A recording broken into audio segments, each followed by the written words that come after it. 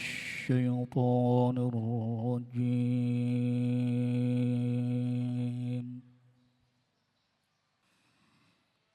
بسم الله الرحمن الرحيم.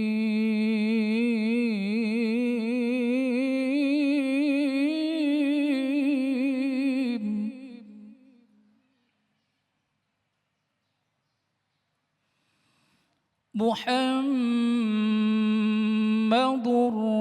رسول الله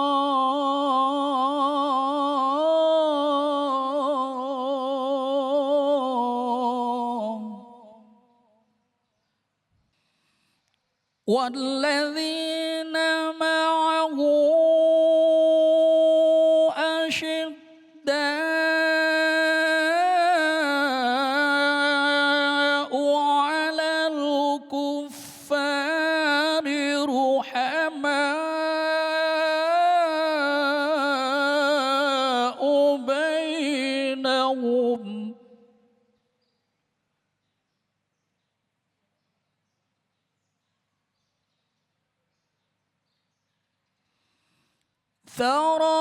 تراهم ركعا سجدا يبتغون فضلا من الله ورضوانا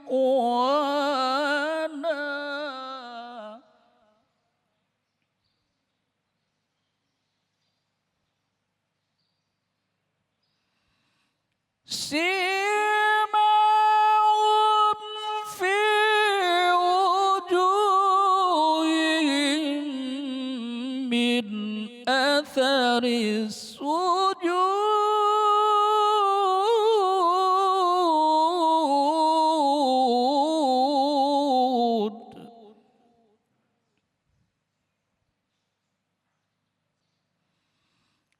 ذلك مثلهم في التوراة ومثلهم في الإنجيل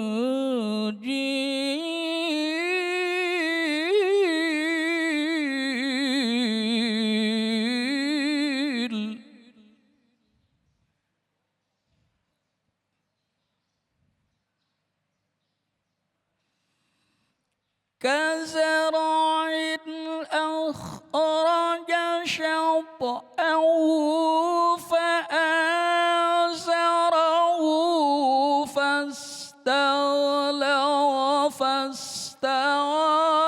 على سوقه يعجب الزراع ليغيظ بهم الكفار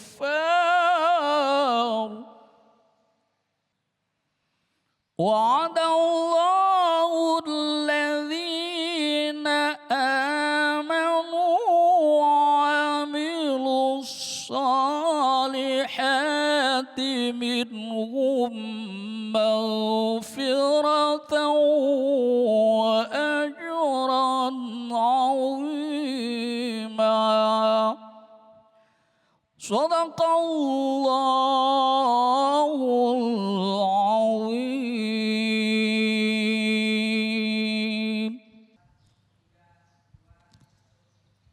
Assalamualaikum warahmatullahi wabarakatuh. Jamaah dan juga pemirsa dimanapun Anda berada, alhamdulillahirabbil alamin. Kita bertemu lagi dalam acara yang setiap minggu Anda saksikan, Hasanah Islam Metro TV bersama saya Irgi. Dan alhamdulillah pada saat ini kita juga masih ditemani oleh Imam Besar Masjid Istiqlal, Profesor Nasaruddin Umar. Assalamualaikum warahmatullahi wabarakatuh. Waalaikumsalam warahmatullahi wabarakatuh. Baik, terima kasih banyak Prof sudah menemani kita lagi di sini. Dan di Hasanah Islam Metro TV seperti biasa kami ingin memberikan beberapa pengetahuan melalui Profesor, dan tentunya kita juga ingin mengajak pemirsa maupun jamaah untuk berintrospeksi dalam menjalankan hidup ini. Dan ini berkaitan dengan tema yang kita akan angkat di episode kali ini, yaitu mengenai ego spiritual. Memang agak sedikit unik tema yang kita angkat, apa itu ego spiritual? Nanti akan dijelaskan oleh Profesor. Dan tadi saya sempat berbincang-bincang sedikit mengenai tema kita ini.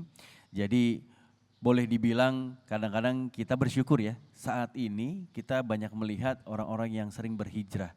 Tapi tidak bisa kita tutup mata, orang yang berhijrah kadang suka akhirnya memiliki konflik di dalam keluarga. Nah mungkin nanti detailnya akan disampaikan oleh Profesor berkaitan dengan tema kita, ego spiritual. Apa itu ego spiritual? Mohon dijelaskan Prof. Baik. Kami persilakan. Assalamualaikum warahmatullahi wabarakatuh. Baik hadirin dan juga seluruh pemirsa dimanapun juga berada. Saya mencoba untuk menerjemahkan apa yang dimaksud ego spiritual ini. Kan ada 3 macam ego yang sering ditampilkan oleh seseorang kan. Ada ego secara fisik, ya mentang-mentang dia orangnya besar tinggi, ya dia depan, belakangnya enggak nonton jadinya. Ya seharusnya orang yang tinggi besar itu, Bu, Mbak, Anda kan kecil, rendah, depan supaya kita nonton semuanya kan. Orang yang gak peduli di belakangnya itu ego fisik tuh. Ada lagi ego psikologis, ego psikis ini, kejiwaannya. Pokoknya kalau gak ada orang bisa sukses populer selain dia. Begitu ada orang yang dipromosi, pantas. Kita sih gak perlu dipromosi, menghalalkan segala cara. Dia sibuk mencari aibnya orang yang sukses itu. Jadi ego psikologis ini, ego psikis ini senang sekali melihat orang itu hancur, rasain loh. Iya. Tapi sedih melihat orang lain berhasil. Wah, kalau bukan dirinya, orang semuanya berdoa tepuk tangan. Dia, kenapa sih nggak bergembira? Itu kan teman Anda. Saya nggak perlu seperti itu. Kenapa? Menghalalkan segala cara. Padahal itu enggak. Ini ego psikis. Nah, ego spiritual itu juga ada para pemirsa. Dan Nabi juga pernah memberikan satu contoh ya. Kita lihat dalam Ihya Ulumuddin, di situ ada satu riwayat disebutkan begini. Ada seorang perempuan nakal, sebutlah, mohon maaf ya, mulut saya agak berat menyebutnya. Perempuan nakal lah. Tiba-tiba datang ke majelisnya seorang syekh, habib atau kiai. Boleh enggak saya ikut majelis? Oh tunggu dulu, saya akan sampaikan dulu Pak kiainya. Siapa itu? Wah terkenal di desa ini perempuan nakal. Oh jangan mengotori majelis kita di sini. Enggak boleh, jangan ikuti majelis kita. Apa komentar Rasulullah SAW dalam riwayat di dalam Ihya Ulumuddin ini disebutkan bahwa ulama atau ustadz itu penghuni neraka dan perempuan itu penghuni surga. Reasoningnya apa? Bukankah perempuan itu datang untuk melakukan pertobatan, dia akan merubah hidupnya. Tetapi sang alim ini memandang enteng perempuan itu yang mau bertobat itu lantaran dia menganggap dirinya suci. Alin ya. Dan itu penghuni neraka. Satu saat, ini hadis lain, datang seorang sahabat, ya Rasulullah, alhamdulillah sudah sekian lama ini saya tidak pernah tidur malam. Ngapain? Saya salat terus ya Rasulullah, salat sampai tidak pernah tidur malam. Hai ya fulan, saya ini nabi, saya ini rasul, tapi juga memberikan hak mata saya untuk istirahat, tidur malam.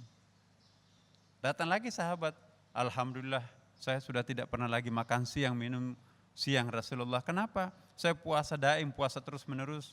Ditegur, ya fulan, jangan begitu. Saya ini nabi dan saya rasul, tapi tidak puasa setiap hari seperti itu. Ada haknya badan ini juga untuk memperoleh hak-haknya. Sahabat lain datang, alhamdulillah sudah lama saya tidak pernah berhubungan suami istri ya Rasulullah.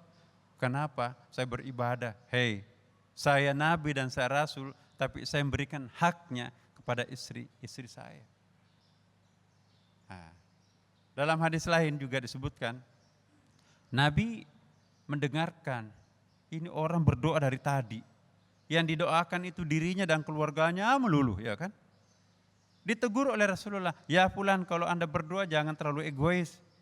Masa dari tadi saya dengarkan Anda berdoa, yang didoakan dirinya dan keluarganya doang.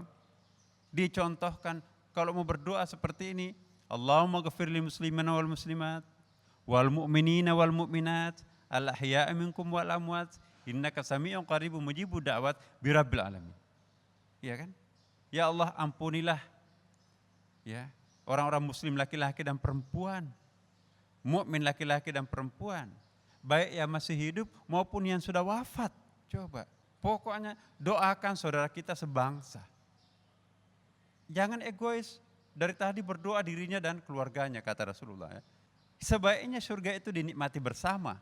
Ajaklah orang lain, jangan hanya kita. Baik, Prof. Ini berarti memang yang harus kita perhatikan adalah hubungan kita kepada Sang Pencipta dan hubungan kita kepada lingkungan. Betul. Nah, mungkin nanti kita mohon penjelasannya lebih detail lagi mengenai hal ini. Dan untuk itu jamaah dan juga pemirsa jangan kemana-mana karena kami akan kembali sesaat lagi. Jangan sampai memburu yang sunat, meninggalkan yang wajib, itu ego spiritual. Orang yang ego spiritual itu mengejar yang sunat tapi meninggalkan yang wajib.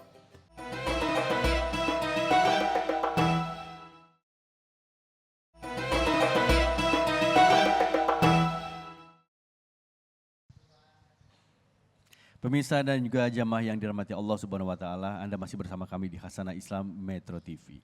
Dan masih dengan pembahasan yang sama mengenai ego spiritual. Padahal kalau bicara spiritual ini adalah hal yang baik justru ya Prof ya, tapi kalau ada embel-embel belakangnya ego spiritual ternyata ini menjadi makna yang agak negatif. Agak negatif. Ya. Nah, tadi apa yang sudah disampaikan oleh Profesor tadi, saya langsung teringat dengan hablum minallah dan hablum minannas. Mungkin bisa dijelaskan sekali lagi Prof, lebih detail lagi dan lebih luas lagi bagaimana penjelasan mengenai ego spiritual ini. Iya. Menjadi orang saleh itu tidak diukur oleh banyaknya ibadah. Wah, salatnya lengkap, qabliyah ba'diyah, salat tahajud, salat duha. Tidak juga diukur oleh banyaknya puasa. Selain puasa Ramadan juga puasa Senin Kamis, bahkan kalau perlu puasa Daud. Banyaknya zikir, setiap hari zikir melulu, ngaji melulu. Itu kesalehan individual. Kesalehan yang sejati itu bukan hanya kesalehan individu, tapi juga kesalehan sosial. Apa yang dimaksud kesalehan individu? Dia bikin saleh dirinya sendiri maksimum, pokoknya 24 jam itu habis waktunya untuk meraih pahala, meraih amal. Tetapi dia tidak memperhatikan lingkungannya. Ada anaknya yang perlu pendidikan, ada istrinya juga punya kebutuhan pokok, ada orang tuanya juga mungkin perlu obat dan perlu juga biaya. Ya, lingkungan sosialnya juga perlu kecerdasannya, perlu powernya. Tapi kok kenapa nggak diperhatikan? Nah, kesalehan individu ini tidak berbanding lurus dengan kesalehan sosial, maka itu nanti juga bisa jatuhnya negatif juga. Dalilnya adalah surah Al-Ma'un. Ara'aital ladzi yukadzibu biddin? Tahukah kalian siapa yang beragama secara keliru, secara palsu, kamuflase? Membohongi agama, bahkan kebohongan publik.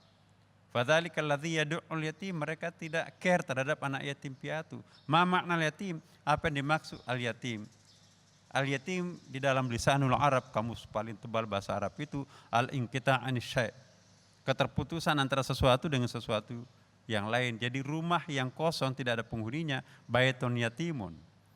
Lisanul Arab juga menyebutkan kalau seseorang belum punya pasangan ini, belum punya jodoh, itu juga disebut yatim.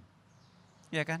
Kenapa? Dia perlu supaya kodratnya manusia itu kan hidup berpasang-pasangan, kata Quran, likulli syai'in khalaqna zaujaini. Segala sesuatu itu diciptakan berpasang-pasangan dan ideanya itu dipertemukan. Jadi mempertemukan jodoh itu dapat pahala loh, jadi mak comblang itu pekerja mulia loh itu. Ya, jangan dipandang enteng, pahalanya besar loh itu. Nah, jadi yatim itu bukan hanya anak yang ditinggal mati oleh ibunya, oleh bapaknya, atau oleh orang-orang terdekatnya, tetapi semua yang membutuhkan pertolongan, anak miskin itu juga bisa masuk kategori yatim indal lugawi, menurut bahasa. Ara'aital ladzi yukadzibu biddin fadzalikal ladzi yad'ul yatim wa la yahuddu ala ta'amil miskin, tidak care juga terhadap nasibnya orang miskin. Orang miskin itu pendapatannya sedikit tapi pengeluarannya banyak. Fakir nggak punya pendapatan apa-apa, pengeluarannya aja yang ada. Berarti lebih parah fakir daripada miskin. Orang miskin saja harus diberantas, apatah lagi fakir. Bahkan lanjutan ayat itu, fawailul lil musallin, celakalah bagi orang yang salat. Nah ini dia, ego spiritual ini. Celaka orang yang salat, tentu apalagi yang bukan salat. Siapa yang celaka dalam salatnya? Ya. Alladzina hum sahun, yang apa ya? Yang salatnya itu ompong, putus-putus atau enggak ada kontak connectingnya dengan Allah. Ya. Alladzina hum yuraun, mendemonstrasikan kemewahannya di depan orang-orang menderita. Sudah tahu masa paceklik, sudah tahu di lingkungan fakir miskin, dia pakai tas Hermes, dia pakai mobil mewah, dia pakai perhiasan hebat, pergi bertakziah di belakang rumahnya orang fakir miskin. Itu apa? Jadi ego spiritual itu artinya orang yang ingin masuk surga sendiri nggak mau ngajak-ngajak orang lain. Padahal orang yang terbaik itu adalah bermanfaat di antara seluruh masyarakat. Khairun nasi anfa'uhum linnas, manusia yang paling baik itu adalah bermanfaat untuk seluruhnya. Ayo kita masuk surga bareng berjamaah. Ya, di sini ada pengajian bagus. Ayo kita tadarusan. Dia nggak ngajak-ngajak. Oleh karena itu saya ingin mengingatkan kepada kita semua, jangan sampai menurut kita sudah bagus, tapi kok itu ego spiritual. Jangan sampai kita sibuk mencari kemana-mana sampai keliling dunia itu untuk berdakwah, tapi anaknya, istrinya berantakan di belakang. Itu bukan dapat pahala. Jangan sampai memburu yang sunat, meninggalkan yang wajib, itu ego spiritual. Saya ulangi sekali lagi, orang yang ego spiritual itu mengejar yang sunat, tapi meninggalkan yang wajib. Baik, ini berarti apakah memang di dalam Islam Allah juga menyebutkan dan juga dicantumkan di dalam Al-Quran bahwa manusia atau muslim itu harus beribadah secara seimbang atau bagaimana, Prof? Iya, ada ibadah sosial, ada ibadah mahdah, ya kan? Jadi ada puasa, tapi juga ada zakat, ya kan? Ibadah itu hablum minallah, tapi kita lihat zakat itu dampaknya pada masyarakat. Sedekah, infak jariyah. Jadi beribadah itu bukan hanya sholat, puasa, haji, ya kan? Ibadah itu, ada mbak bawa mobil tuh, mungkin akinya suap, nggak bisa dorong, turun kita bantu dorong. Akhirnya bunyi, terima kasih. Enak kan gitu? Membantu orang yang membutuhkan pertolongan pada saat yang sangat butuh, itu ibadah besar itu. Ya. Jangan sampai kita egois, biarin aja.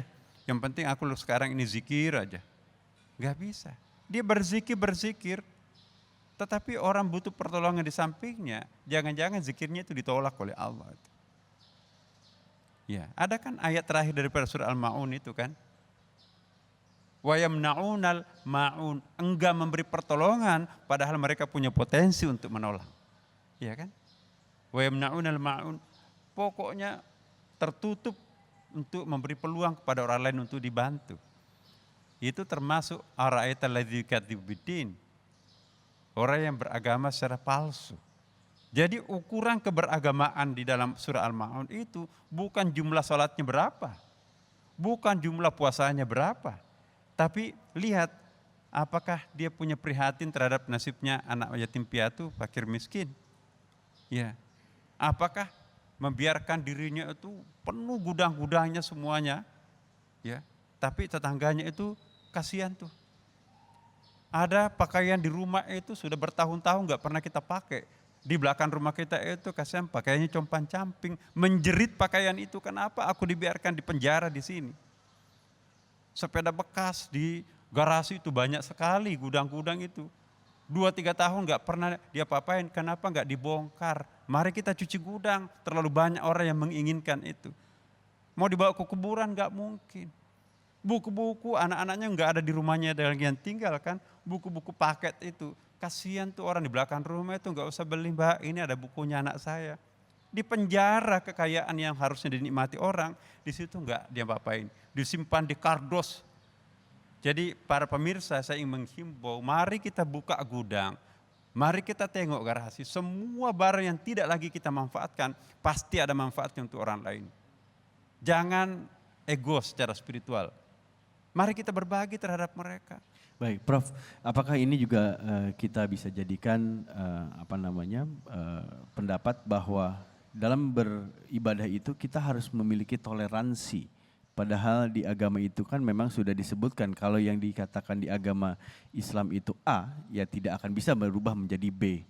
Nah, apakah ini memang dengan kata lain kita harus punya toleransi dalam beribadah itu? Mungkin tidak dijawab sekarang, Prof. Kita akan jawab di segmen berikutnya. Pemirsa dan juga jamaah tetaplah bersama kami di Hasanah Islam Metro TV. Walaupun itu menurut orang lain bagus, tapi kalau itu bertentangan dengan azas ajaran Islam itu nggak boleh. Bisakah berikan contoh konkret tanda-tanda orang yang memiliki ego spiritual?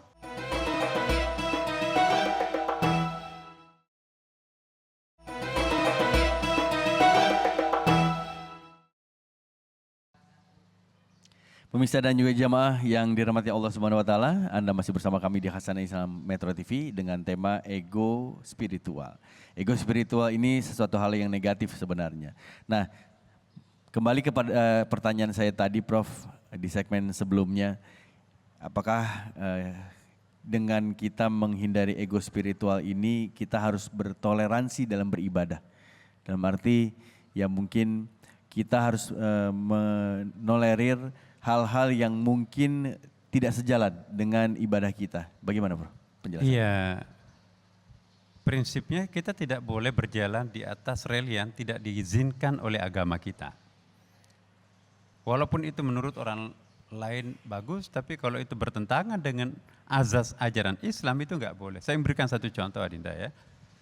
Wah, dulu saya pemain judi nih, bahkan saya punya perusahaan judi. Nah, sekarang saya sudah taubat. Mesin judi saya akan hibahkan ke orang lain. Boleh nggak? Tidak itu boleh. nggak bisa. Ya, dulu saya kan punya pakaian sangat minim nih.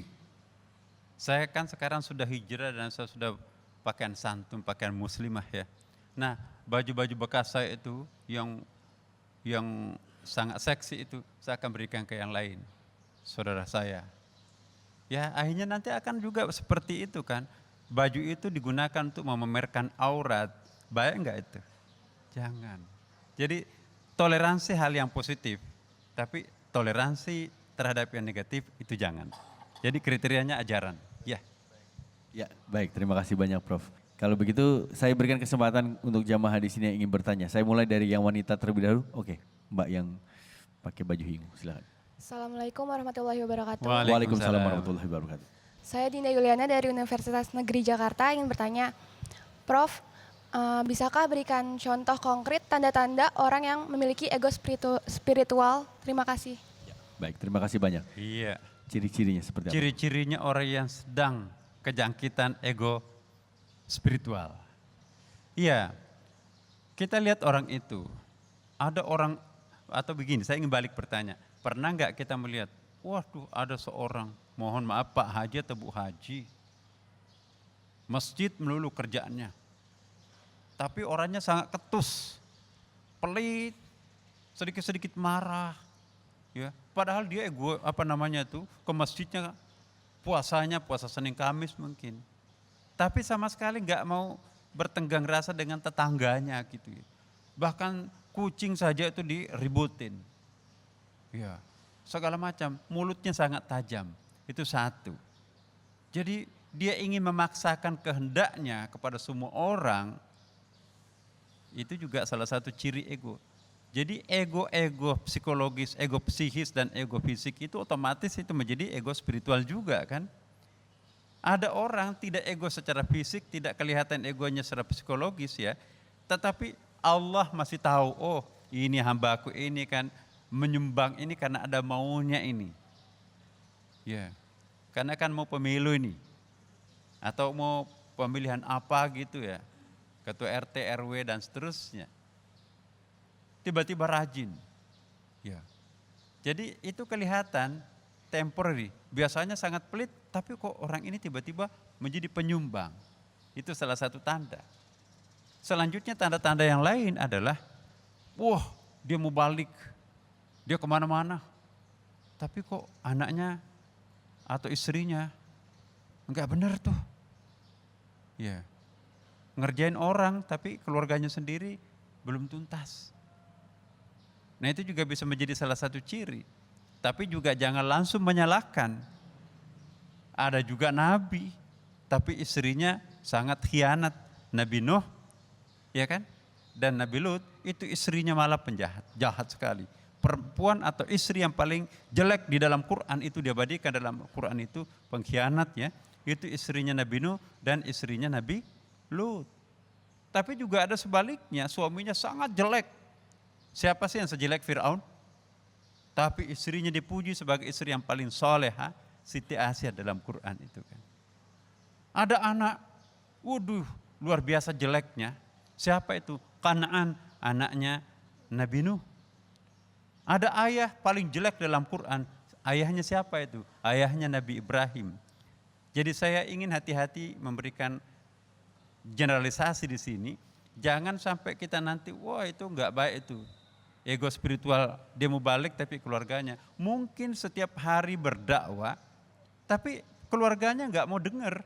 Innaka la tahdi man ahbabta, walakinnallaha yahdi man yasha. Itu kata Allah. Kalian tidak akan pernah bisa sanggup untuk memberi petunjuk kepada yang engkau cintai. Allah lah yang memberi petunjuk.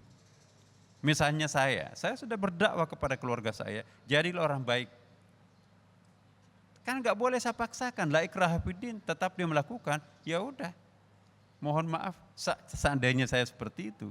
Mungkin juga ada mubalik seperti itu, mungkin juga ada ustaz seperti itu. Jangan langsung memvonis bahwa orang itu adalah ego spiritual hanya lantaran ada keluarganya yang tidak sesuai dengan aturan ajaran agama. Idealnya, ya saya ulangi, idealnya memang sebaiknya ya memberikan contoh terhadap orang lain. Ya. Oke. Baik, terima kasih banyak Prof. Jadi jangan sampai kita jadi guru, biar bisa bikin pintar anak orang, tapi anak sendiri ternyata tidak diajarkan ya Prof. Baik, terima kasih banyak. Ya selanjutnya untuk yang laki-laki, silakan Mas. Bismillahirrahmanirrahim. Assalamualaikum warahmatullahi wabarakatuh. Waalaikumsalam warahmatullahi wabarakatuh. Perkenalan Prof, nama saya Syauki Iqbal dari UNJ. Saya ingin bertanya, jika kita ingin mencontohkan kepada teman kita suatu kebajikan, apakah itu termasuk perbuatan riya? Terima kasih. Wassalamualaikum warahmatullahi wabarakatuh. Waalaikumsalam warahmatullahi wabarakatuh. Iya, riya sangat erat kaitannya dengan ego spiritual. Iya kan? Apa yang dimaksud riya? Riya itu mempertontonkan kebajikan supaya orang lain itu memuji dirinya. Kalau orangnya itu dipuji, maka lehernya naik. Wah, iya dong, harus begitu.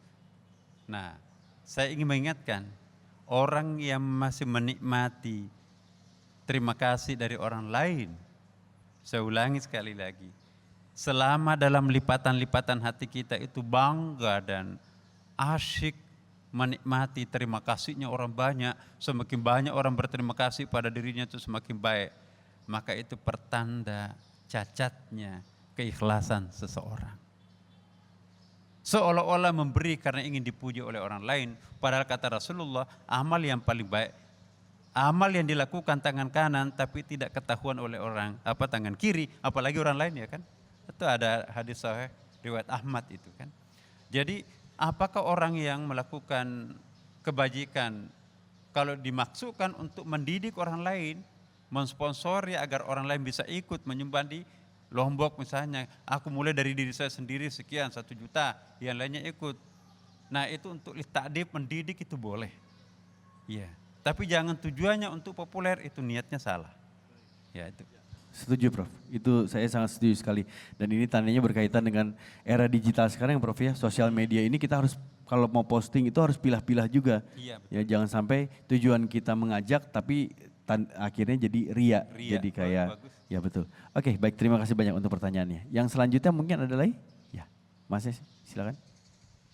Bismillahirrahmanirrahim. Assalamualaikum warahmatullahi wabarakatuh. Waalaikumsalam warahmatullahi wabarakatuh.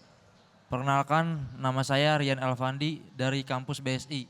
Saya mau bertanya, Prof, seseorang yang sangat mudah untuk menyalahkan atau bahkan mengkafirkan orang lain, apakah orang tersebut termasuk ego spiritual? Terima kasih. Wassalamualaikum warahmatullahi wabarakatuh. Waalaikumsalam warahmatullahi wabarakatuh. Baik, ini satu hal yang mungkin sekarang sering kita dengar. Prof, untuk jawabannya mungkin boleh kita tahan dulu. Kita pending dulu. Ya, Oke. kita akan Bagus jawab pertanyaannya ya. di segmen berikutnya. Pemirsa dan juga jamaah, tetaplah bersama kami di Hasanah Islam Metro TV. Bagaimana untuk orang yang mengkafir-kafirkan, yang suka mengkafir-kafirkan, apakah itu masuk dalam kategori ego spiritual, Prof? Jangan sampai apa yang kita yakini ini sudah benar, tapi ternyata itu ego spiritual.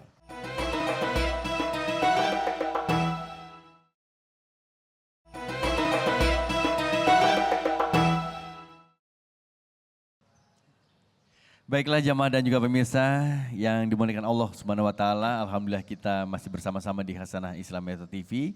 Dan untuk Anda yang baru bergabung, selamat bergabung. Namun kita sekarang sudah ada di hampir segmen terakhir dan ini adalah segmen untuk tanya jawab. Tadi kita masuk satu pertanyaan yang memang sering kita dengar di masyarakat.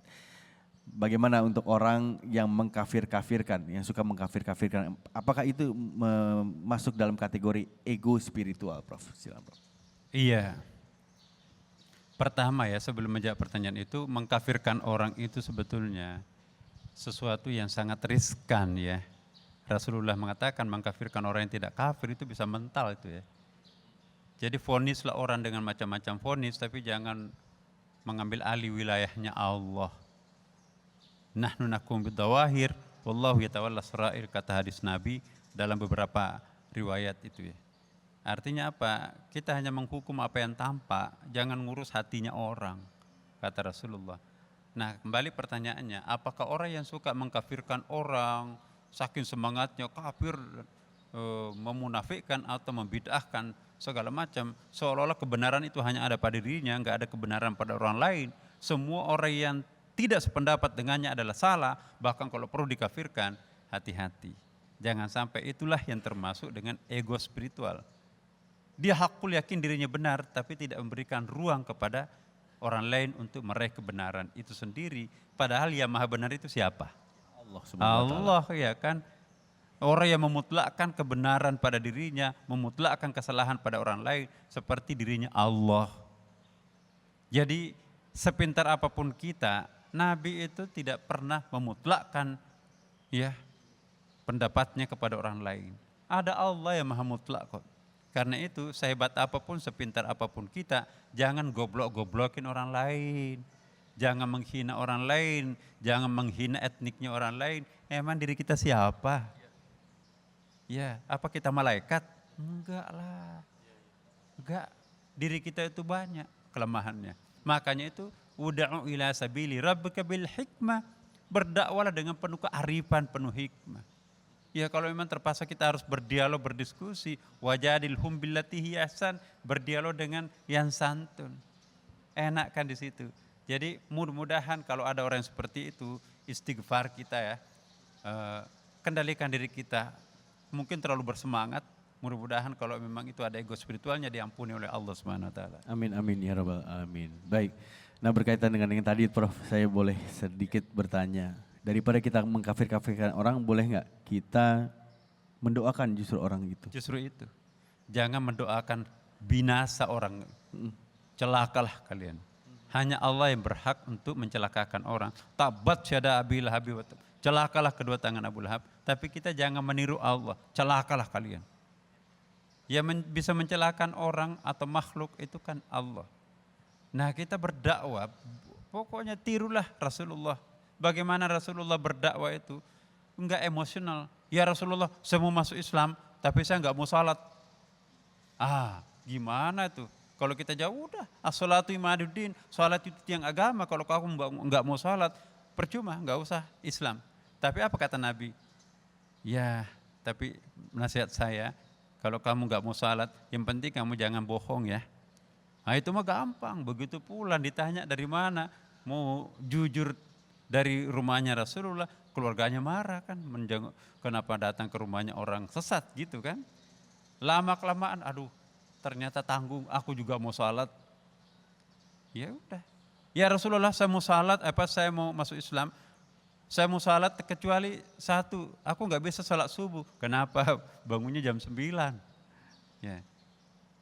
Iya boleh, yang penting salat lain dilakukan. Begitu salat maghrib, oh nikmat ya. Salat isya juga nikmat. Belum sampai salat subuh dia tungguin. Saking indahnya salat itu. Datang, ya Rasulullah, ternyata salat itu nikmat. Aku juga salat subuh bahkan sebelum waktunya tadi saya tungguin kan. Coba kalau Nabi itu keras kepala, egois, udah nggak usah masuk Islam. Salat itu penting, tapi Nabi apa? Luar biasa. Boleh, yang penting jangan bohong. Boleh, yang penting salat lain dilakukan dengan khusyuk. Apa yang terjadi? Dampaknya bukan main. Itu berdakwalah dengan akhlakul karimah, pasti orang akan respect itu kan. Nah, kalau kita berdakwah dengan cara-cara kekerasan, sulit orang bagaimana bisa mengikuti kita kan. Coba lihat Wali Songo. Wali Songo yang terkenal mengislamkan Indonesia itu menggunakan cara-cara kekerasan enggak? Enggak, menggunakan gamelan, padahal itu kan tradisi Hindu kan. Menggunakan wayang kulit, mewayang, itu kan cara-cara animisme. Tapi dia Islamkan semuanya. Nah enak kan, bersatunya budaya dengan agama, terjadilah Indonesia yang indah. Iya, amin. Insya Allah. Jadi tirulah cara yang dilakukan oleh Rasulullah SAW. Baik, selanjutnya mungkin ada yang ingin bertanya, mbaknya yang paling depan silakan. Bismillahirrahmanirrahim. Assalamualaikum warahmatullahi wabarakatuh. Waalaikumsalam warahmatullahi wabarakatuh. Perkenalkan Prof, nama saya Rani Rahma dari Universitas Masjid Buana. Kita kan masih sulit membedakan antara ego spiritual dengan gerakan mengatasnamakan jihad. Nah, bisa tolong dijelaskan Prof? Oh iya. Ya, baik. Perbedaannya. Silakan Prof. Iya, teriak jihad, Allahu Akbar. Apa bedanya dengan ego spiritual? Nah, niatnya yang membedakan. Kalau orang meneriakkan jihad, niatnya li'ilai kalimatillah, menegakkan ajaran agama, insya Allah itu jihad. Itu bukan ego spiritual. Tapi kalau dibumbui oleh perasaan emosi, ya, nafsu, lihat nih aku mayoritas nih, lihat nih aku kuasa ini, lihat nih banyak penggemarku, banyak followerku, kalian harus tunduk kepada aku. Wah itu sudah melenceng dari niat jihad itu. Jihad yang sesungguhnya itu mengajak orang lain secara nyaman, damai, tenang. Iya kan? Tapi kalau sudah unsur egonya, popularitasnya, bangga dengan hebatnya, banyaknya pujian, itu sudah bukan jihadnya yang sejati. Saya ingin mengingatkan kepada kita teman-teman, hati-hati, jangan sampai kita bermaksud untuk tadinya jihad, tetapi jatuhnya kepada ego spiritual. Ego spiritual itu ketika enggak pernah memberikan ruang kebenaran kepada siapapun selain aku. Atas nama jihad dia menyalahkan semua orang dan dirinya sendiri yang benar, itu ada unsur ego spiritualnya. Eliminir ego spiritual itu sambil berdakwah itu yang terbaik, dan itu yang cara-cara Nabi kan. Luar biasa. Kalau kita bisa mencontoh para leluhur, para sahabat Nabi, ya para wali songo. Jadi keislaman itu memang kan bertingkat-tingkat ya kan. Islamisasi itu ongoing proses, berlapis-lapis. Mulai dari anak tangga pertama, anak tangga kedua, anak tangga ketiga. Allah itu menurunkan Al-Quran apa 1 hari atau 23 tahun? 23 tahun. Jadi Allah mencontohkan dirinya, walaupun Allah itu memiliki kun fayakun, the full power. Tapi dia enggak seperti menginstal Quran. Kenapa Quran tidak diturunkan sekaligus seperti menginstal Quran dari komputer? Tidak manusiawi kan? Jadi Al-Quran mencontohkan kita, mari kita santun mengajak kepada kebenaran. Jangan egois yang ditampilkan dalam mengajak kebenaran. Sebaik apapun kebenaran itu, kalau dipaksakan, maka itu kontraproduktif dengan tujuan kebenaran itu sendiri. Makanya itu dalam Islam, kekerasan atas nama apapun, untuk siapapun, kepada siapapun, tidak ada tempatnya. Baik, terima kasih banyak Prof. Kira-kira apa yang bisa kita simpulkan dari apa yang sudah disampaikan mengenai ego spiritual ini agar kita juga sebagai umat muslim memiliki satu warning supaya kita tidak kebablasan gitu Prof. Pertama, mari kita terus-menerus mengintrospeksi diri kita sendiri. Jangan sampai apa yang kita yakini ini sudah benar, tapi ternyata itu ego spiritual. Yang kedua, supaya kita tidak jatuh dalam ego spiritual, maka kriterianya tadi surah Al-Ma'un itu. Seberapa banyak kita dinikmati menjadi rahmat di sekitar kita. Jadi kalau kita menutup diri terhadap orang lain, jangan-jangan kita yang termasuk ego spiritual. Dan yang ketiga, yang paling penting adalah istiqamah kita untuk senantiasa mendekatkan diri kita kepada Allah. Ikhlas tadi kata kunci itu. Insya Allah kalau ini kita lakukan, kita akan terhindar daripada ego-ego spiritual. Dan kalau memang seandainya pernah kita terbetik dalam hati kita ego spiritual, itulah fungsinya mohon maaf kepada Allah Subhanahu wa Ta'ala. Baik, terima kasih banyak Prof. Mudah-mudahan apa yang sudah disampaikan juga ini akan bermanfaat untuk kita semuanya. Dan insya Allah dengan apa yang sudah disampaikan membuka mata kita, membuka mata hati kita agar kita terus beribadah kepada Allah Subhanahu wa Ta'ala dan kita bukan masuk ke dalam kategori orang yang ego spiritual. Dan insya Allah semua ibadah kita dapat diterima oleh Allah Subhanahu wa Ta'ala. Terima kasih banyak untuk pemirsa dan juga jamaah yang hadir di Masjid Nur Sia Daud Paloh. Saya Irgi dan juga Profesor Nasrul Umar mohon pamit. Wassalamualaikum warahmatullahi wabarakatuh. Salatullah, salamullah, ala taha Rasulillah. Salatullah, salamullah, ala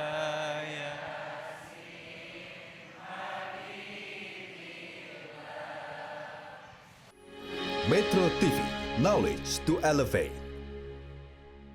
Jelajahi cara baru mendapatkan informasi. Download Metro TV Extend sekarang.